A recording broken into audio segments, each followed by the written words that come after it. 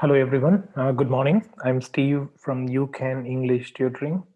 In today's video, I would like to share with you how a C plus grade letter looks like. One of my students from Singapore has written down a letter and I'm very happy to offer her at least a C plus grade for this particular letter. Let's go through and assess this letter. She has written down the addressee's contact details on the top without any spelling mistakes. She has done a good job. Let's go through the next one. She has written down the date as well in the correct format. That's good. And then she has written down Dear Miss Coplevit. That's the addressee's surname. That's good as well. And then she has written down the reference details of the patient correctly. I'm very happy for this. She has also written on the introduction paragraph without any mistakes at all. However, she conveyed all the information that is required. Look at this.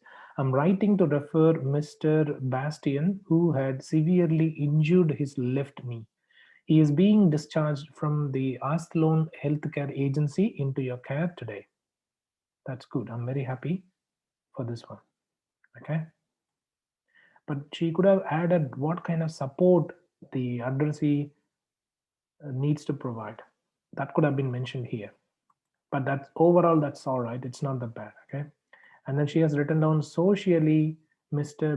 Bastian lives with his wife, Mrs. Kendra Sebastian, aged 48.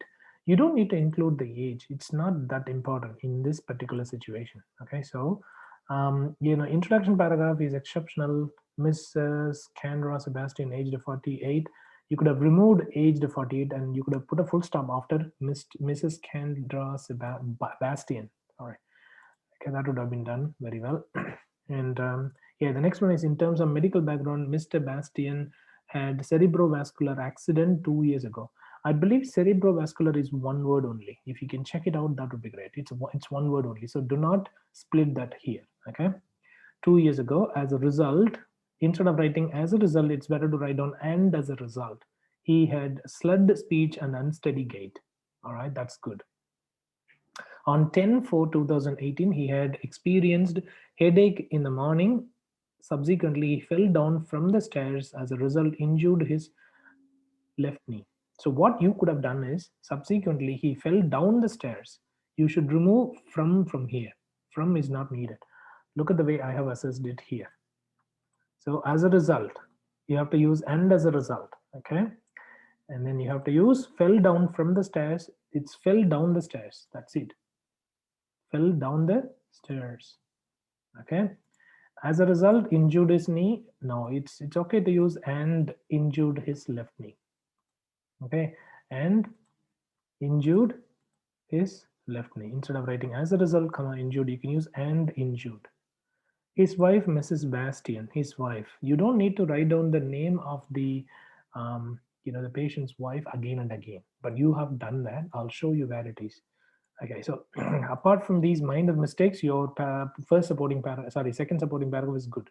Here, when you have written on the same day as per the guidelines from the local area general physician, his wife, Mrs. Kendra contacted us and requested for home visits for assisting the patient with his dressing and shower.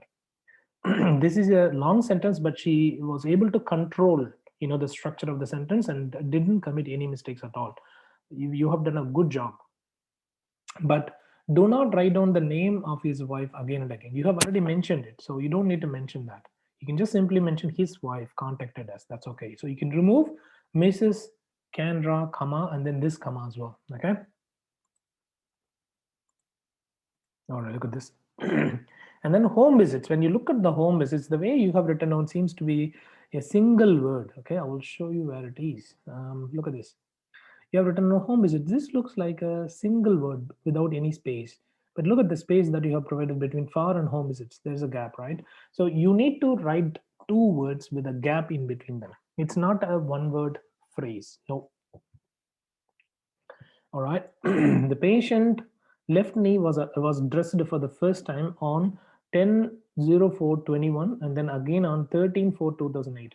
So you should not say the patient left knee. It is the patient's left knee. Okay, the patient's left knee, because you need to say who the left knee belongs to. All right, it's really important. So that's another mistake. Look at this. The patients left me. Okay, that's what I have assessed here. And then and as the. So you need to remove as the in the next page. Look at this. No infection was noticed on 17/4/2008, and the wound is healing. And as the wound is healing, you have to remove this and the wound is healing. That is okay. You don't need to use the comma and then as the. Okay, that needs to be removed. Look at the next paragraph. The patient has been able to walk short distance with the help from his wife, although he has complained um, of. You should have used of. I believe you have written on of. Although he has complained of occasional left knee wound pain. It would be greatly appreciated if you could visit the patient regularly in order to speed up his recovery. That's good. Please contact me with any queries. That's all right. It's better to use questions instead of writing queries, because queries is informal. It's better to use questions. That is more formal. Yours sincerely, the charge nurse, whatever it is. Okay, so that's good. I'm very happy. The way you have written down this letter is much better than the way you have used to write down in the past. So the assessment is grammar is an area of improvement. However, you have committed a few mistakes only when compared with your previous letters. Congratulations. Spelling is perfect. You have done a wonderful job in terms of spelling for the first time. You used to commit many grammar spelling mistakes, so I'm very happy for you. And thank you so much for your efforts in order to identify your spelling and then correct them, um, in short time. So use of articles, prepositions, punctuation marks, nouns, and verbs and tenses are okay for most part of the letter. Vocabulary is all right. Your presentation of the letter is perfect because you're able to write down the events in the correct order. So I'm happy with that. Expansion of abbreviations is fair enough as well. You have expanded all the abbreviations, which is really good. And you have included all the relevant case notes as well. Well done. Overall task fulfillment is superb. I'm very happy with the way that you have structured, that you have organized all the case notes and presented the letter in a readable manner. Okay, so the reader is able to easily follow what you have been writing down.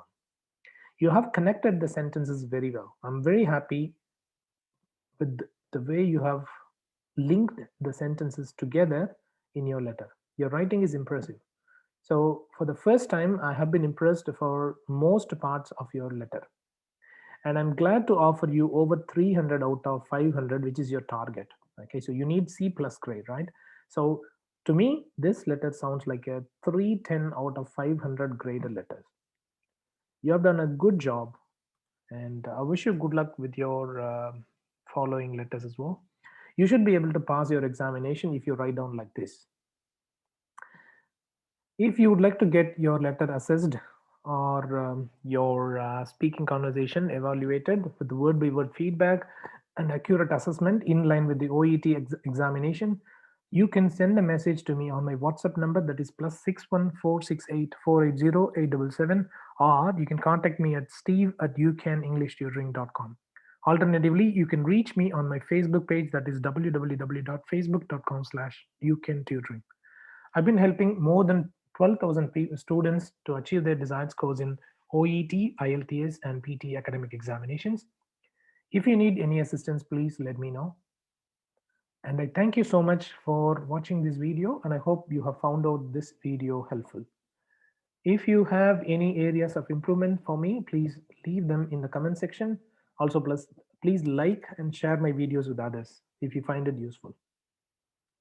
Please do not forget to subscribe to my YouTube channel to get regular updates on examination questions, recent examinations, assessment of your letter and speaking conversation, plus many more other tips in regards to listening and reading sections and English grammar and vocabulary. Thank you and have a good day. Bye-bye.